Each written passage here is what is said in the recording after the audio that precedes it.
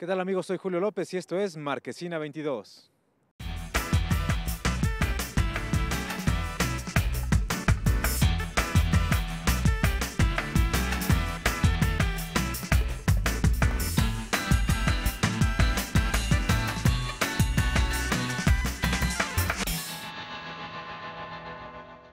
Como siempre, me encuentro muy bien acompañado por mis queridos amigos. Jesús Chavarría, ¿cómo estás? Muy bien, muy contento de estar aquí en este formato que le estamos dando ahí el cambio a la marquesina, ¿no?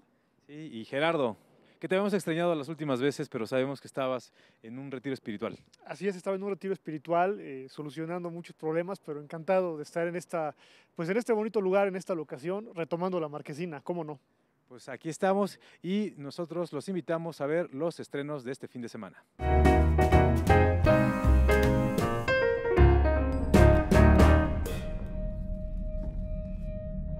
Las Tinieblas es la segunda parte de la trilogía que tiene planeada el director Daniel Castro Cimbrón. Una historia minimalista cuya trama prácticamente se desarrolla en una cabaña en lo profundo del bosque.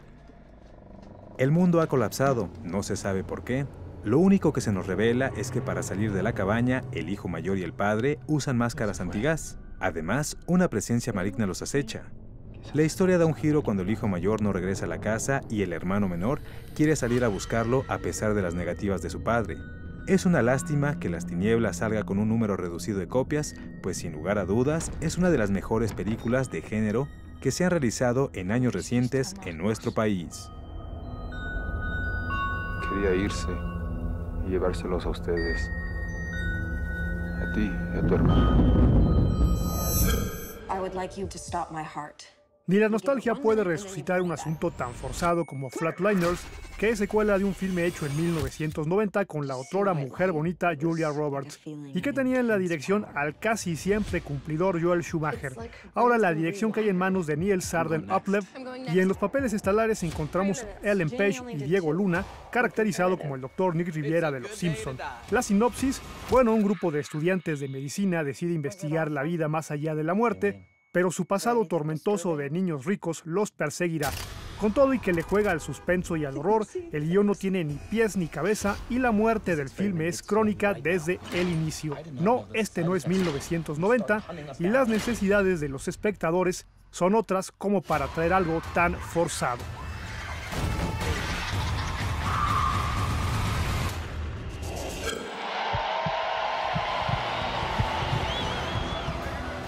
Aprovechando que desde niño Eddie Vedder ha sido un fiel seguidor del equipo de béisbol de su ciudad natal, el director Danny Clinch une el cuarto de siglo de trayectoria de Pearl Jam con los 108 años que pasaron sin un campeonato los Cachorros de Chicago, teniendo como escenario 2 noches de concierto y la Serie Mundial del 2016.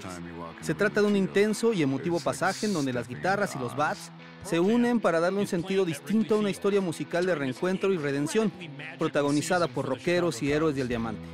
Un documental que, si bien resultará interesante y muy disfrutable para el público en general, los fans lo amarán de principio a fin.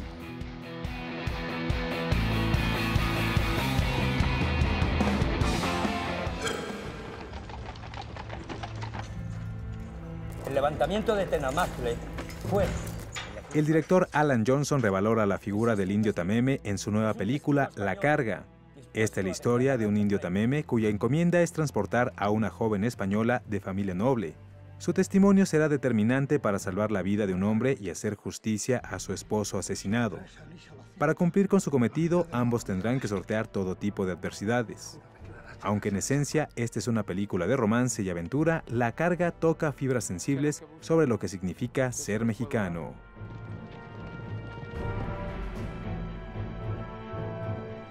Odiáis a los españoles, ¿verdad? No todos somos iguales.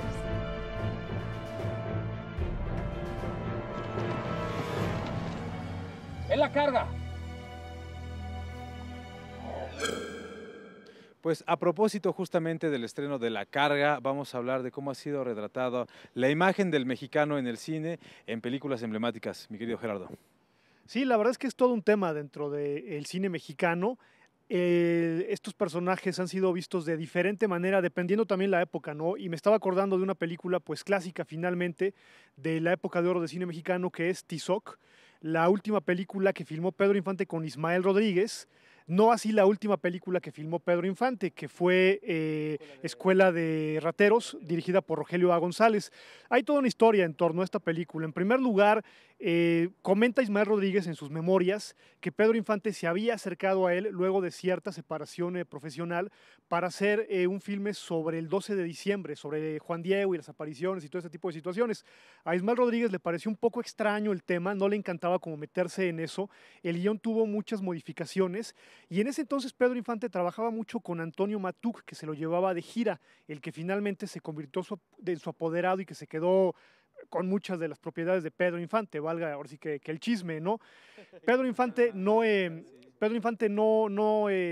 filma la película en mucho tiempo, en un par de años, hasta que el guión llega a un actor internacional, su representante se comunica con Ismael Rodríguez, y este Ismael Rodríguez lo que comenta en sus memorias es que Marlon Brando le había pedido hacer el papel de Tizoc. Cuando se entera Pedro Infante, se comunica otra vez con Ismael Rodríguez y ya le dan forma final a la película, que tiene un guión de un gran actor que es Carlos Orellana, y también la música de Raúl Lavista, esta famosísima canción de Te quiero más que a mis ojos, ¿no?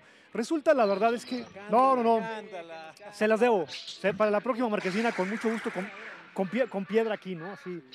Bueno, pues la reunión también de María Félix con Pedro Infante, que no será la primera, ya habían filmado una película antes, dirigida por Emilio el Indio Fernández, aunque no habían compartido escena. La película es reportaje y era todo el elenco de la época de oro de cine mexicano. Es el indígena arquetipo, yo creo que es el equivalente artificial de lo que es el pelado de la época de oro de cine mexicano, es decir, es hasta cierto punto fársico, pero resulta muy importante la interpretación de Pedro Infante, más por lo nostálgico que por la veracidad de su trabajo. Ganó un premio muy importante, ganó el León de Oro, y el día de la premiación se enteraron ni más ni menos que Pedro Infante murió, pero vive en el corazón de todos los mexicanos. Con un look bastante más moreno del que tenía regularmente en sus películas. Dijeron, pues necesitamos un moreno, pues póngale carbón a Pedro Infante. ¿No? Tan fácil, ¿no? Tan fácil que se puede arreglar eso. Sí, porque también hay que decirlo, ¿no? También esa parte, lo decimos un poco de broma, pero es muy cierto, ¿no? Estos indígenas que retrataban en la película, pues eran de ojo verde, ¿no? Totalmente. Bueno, Julio Aldama Julio Aldama fue el gran villano de esa película. Creo que es la primera película que hace este actor, que se convertiría en un gran villano del cine nacional, ya no en la época de oro. Y María Félix haciendo berrinche porque se lastimó el pie ahí en la filmación. Y entonces lo que cuenta Ismael Rodríguez cuando sucedió eso es, ya no hay película. Y sin embargo la doña siguió siendo pues esta representación de pureza que el niño Tizoc, perdón, no el niño Tizoc, Tizoc, esa Imagina, esa es otra película, esa es otra película, de la cual hablábamos hace rato, por cierto. Sí, también por ahí hay una anécdota, ¿no? De Toshiro Mifune, que vino a filmar Animas Trujano, un actor japonés que tenía muy pocos diálogos porque, bueno, no dominaba el idioma español, ¿no? Bueno, pero hay muchas otras cosas. Era el actor por excelencia de Akira Kurosawa, ¿no? Lo vimos a él en la de los 7 Samurai, interpretando a este Kuchibo, creo que era el personaje que es el samurái borracho, el que hace Toshiro Mifune, y el tenerlo por acá, aunque no hablara, pues era un lujo, ¿no? Sí, un lujo. Ahora que yo la verdad es que a la que tendría que referirme definitivamente es a una de las películas que está considerada de hecho como una de las mejores películas de la historia del cine mexicano. A mí en lo personal me parece extraordinaria y es una de mis favoritas definitivamente, y me refiero a Macario, ¿no? Esta película que, a diferencia precisamente de lo que comentaba Gerardo, es una película que aunque sí se basa en el folclorismo usual que había dentro de estas producciones, hacen un montaje mucho más sofisticado y hasta cierto punto elegante con relación a lo que se acostumbraba para proyectar esta historia, ¿no? Que además está basada en una novela que por otro lado está basada a su vez en un cuento de los hermanos Grimm, y que pues nos platica esta historia de este indígena que durante la época de la Nueva España, ¿no? Quiere darse un festín por su cuenta, ¿no? Algo que no ha podido hacer sin que tenga que compartir la comida con sus hijos, con nadie, porque siempre se sacrifica por los demás y él no logra darse un festín. Entonces el día que le ayuda a su esposa para que pueda darse este banquete consiguiéndole un guajolote, un totol, diría mi abuelita. No, la verdad es que ella no dice así, pero bueno, un totol. Entonces se va entre, ¿qué sería? El bosque, ¿no? Y ahí se encuentra con ciertos personajes, ¿no? Entre ellos la muerte, que es la que le ofrece, bueno, con la que hace amistad, y lo que redunda en que él tenga una medicina especial que cura a las personas siempre y cuando la muerte le haga la señal de que puede hacerlo, ¿no? Y de ahí se desencadena toda la historia. Digo, este solo es el plot para los que no la hayan visto. Pero me parece que es una película llena de alegorías precisamente, que se ubica además antes de lo que es la festividad del Día de Muertos, que ahorita precisamente que viene la película de Coco, la de Disney, yo les recomendaría que mejor vean esta película antes y se darán cuenta de una visión mucho más cercana a lo que realmente es una visión además respetuosa de lo que es la festividad del Día de Muertos, que es la película de Macario. Por otro lado, bueno, el director Roberto Gabaldón, ¿no? Un representativo de la época de oro del cine mexicano, que dirigió películas como La Escondida, ¿no? Dios Arrodillada, que compartió ya en otras ocasiones también la fotografía con Gabriel Figueroa, que es el responsable de la fotografía, digo, ya ni más ni menos que de Macario, que a su vez tiene el mérito de ser la primera película en ser nominada a Mejor Película Extranjera en los premios Oscar, la primera película mexicana en ser nominada. Entonces, la verdad es que estamos hablando de una maravilla, yo creo, del cine mexicano, que además ni siquiera es demasiado larga, ¿no? Que entrega además unas atmósferas ahí entre inquietantes y seductoras que hacen que cobre una vigencia muy especial todavía, a pesar de todos los años que han pasado desde que se filmó, ¿no? Sí. La gran pregunta es decirle a Jesús, ¿con quién compartirías tu totol? Mi totol. Yo la verdad es que haría lo mismo que hace Macario. Ya ves que a él se le aparece una representación de Dios y una representación del diablo, ¿no? Y él no les da ninguno de los dos hasta que aparece la muerte. Y cuando la muerte le pregunta por qué, él lo que dice, pues lo que pasa es que tú sí eres pareja. Tú te llevas ricos, pobres, lo que no hace ni el diablo ni Dios. Él se lleva a los buenos, a los malos, ¿no? Entonces yo creo también que haciendo justicia, pues mejor se lo damos a la muerte, ¿no? Que además es una visión muy entre divertida, sobria, macabra de la muerte, que es como es la visión que tiene el mexicano de este personaje, ¿no? Estas dos películas, tanto Tizoc como Macario, ya llegan al final de la época de oro del cine mexicano. Son grandes películas, pero ya son la colita de esta época. Yo lo único que agregaría es que si fuera una chica guapa, se lo pensaba dos veces el Jesús. Pero depende que a lo mejor el diablo cómo se presenta, ¿no? O cómo se presenta el Dios, bueno, puede ser una diosa, ¿no? Ahora, se me olvidaba mencionar, el protagónico lo lleva Ignacio López Tarso, caray, ¿no? Una leyenda, ¿no? Una leyenda.